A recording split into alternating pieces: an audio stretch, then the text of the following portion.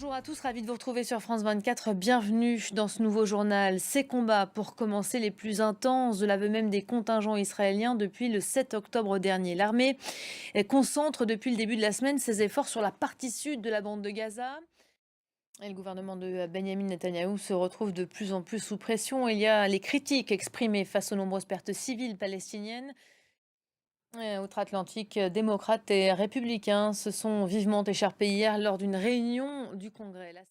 Visiblement renforcée par l'effritement du soutien occidental à l'Ukraine. Vladimir Poutine multiplie les apparitions publiques et les déplacements. Le président russe, on vient de l'apprendre, est arrivé à Abu Dhabi. Lui avait apporté son soutien au président russe, dans la guerre qu'il mène à Kiev. Lui, c'est le président vénézuélien. La tension monte en ce moment d'un cran entre le Guyana et le Venezuela, justement.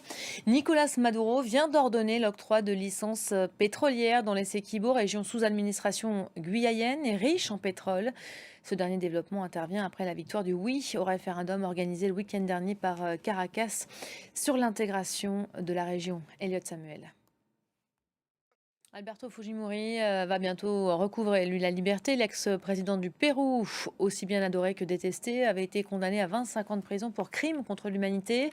La Cour constitutionnelle du Pérou vient de décider de le relâcher en raison de sa santé fragile, une décision forcément controversée. L'ex-homme à poigne, âgé aujourd'hui de 85 ans, divisant toujours autant le pays. Héloïse Mélan. Mayotte attend toujours, elle, désespérément les précipitations marquant l'entrée de la saison des pluies, à tel point que la préfecture pourrait prendre de nouvelles mesures de restriction. L'eau du robinet est déjà coupée 2 jours sur 3. Une situation de plus en plus difficile pour les habitants de l'île, dont certains ont décidé de saisir les tribunaux. Elisabeth Borne est attendue sur place vendredi pour tenter de désamorcer la crise. Jordan Klein. Fin de ce journal, merci à vous de l'avoir suivi. Restez à nos côtés, on se retrouve dans quelques instants pour un nouveau point complet sur l'info.